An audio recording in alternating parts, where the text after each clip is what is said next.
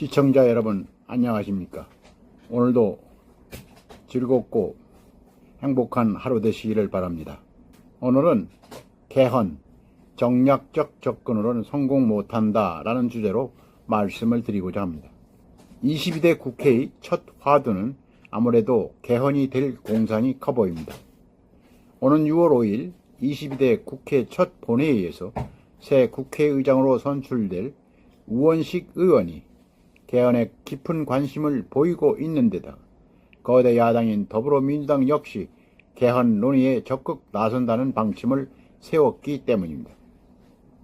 더불어민주당이 40 총선 당선인 총회에서 국회의장 후보로 선출을 한 우 의원은 소감에서 앞으로 국회는 정말 다른 국회가 될 것이라며 여야 협치를 중시하지만 태보나 지체가 생긴다면 국회법에 따라 처리해 나갈 것이라고 밝히면서 대통령 중심제와 감사원의 국회 이관, 의회의 실질적 권한 강화를 위한 개헌에 앞장서겠다고 다짐했습니다.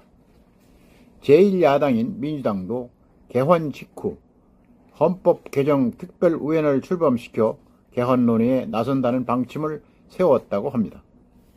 21대 국회에서 민주당 헌법 개정 특별위원회 위원장을 맡았던 윤호중 의원은 개헌을 통해 대통령도 국회의장처럼 당적을 가질 수 없도록 하고 나아가 거부권 행사 같은 대통령 권한을 제한하는 것도 반드시 만들어야 한다고 강조했습니다.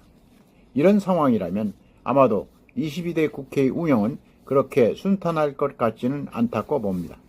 돌이켜보면 1987년 개헌 이후 역대 국회마다 개헌 논의가 없었던 게 아닙니다. 하지만 한 번도 결실을 보지 못했습니다. 21대 국회의 김진표 의장도 대통령 4년 중임제, 총리 국회 복수 추천제 등 개헌에 힘을 쏟았지만 성공하지 못했습니다. 시대적 흐름에 맞춰 87년 체제 헌법을 수정 보완해야 한다는 원칙에는 많은 사람들이 공감하는 게 사실입니다. 그런데 왜 번번이 개헌이 실패했을까? 대답은 간단합니다. 정치권이 미래 세대의 정치 발전을 위해 개헌을 추진한 게 아니라 눈앞의 이익만을 챙기고 보려는 불순한 의도를 가지고 개헌을 추진해왔기 때문입니다. 최근 민주당과 조국 혁신당 내부에서는 탄핵 소추에 필요한 의석을 현행 200석에서 180석으로 낮추자라거나 대통령 4년 중임제 적용을 현 윤석열 대통령이 임기부터 적용해 2025년 12월에 차기 대통령을 뽑도록 개헌을 하자는 등의 이야기가 나오고 있습니다. 도를 넘어도 한참 넘어선 이야기들입니다. 192석이라는 범야권 의석수가 개헌선인 200석에 조금 미치지 못한다고 해서 아예 그 기준을 낮추겠다니 이게 정략적 접근이 아니고 무엇란 말입니까? 이거야말로 거대 야당이 오만이자 야욕에 지나지 않습니다. 이는 또한 이번 총선에서 국민들이 여당에게 개헌을 저지할 수 있는 108석을 준 의미를 왜곡하는 것입니다. 윤석열 대통령에 대한 임기 단축 주장도 우현적 요인이 많습니다. 대통령이 거부권 행사 자격을 임의로 제한하겠다는 건 역시 개헌을 눈앞의 정략적 이익을 위해 추진하려는 것입니다. 그래서 지금껏 역대 국회가 실패해 왔는데 민주당이 또 실패의 길로 가고 있는 것입니다. 참으로 안타까운 일입니다. 5.18 민주화운동에 관한 것도 개헌을 통해 헌법 전문에 넣겠다고 합니다. 이 문제는 윤석열 정부나 여당도 찬성하는 것 같습니다.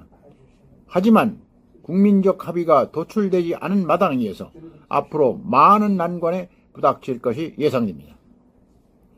개헌 문제는 22대 국회에서 보다 적극적으로 당론화하는 것이 맞습니다.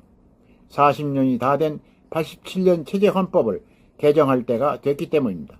하지만 개헌 논의는 어디까지나 비생산적인 갈등을 줄이고 바람직한 대한민국의 미래를 설계하겠다는 크고 긴 안목에서 진행되어야 합니다.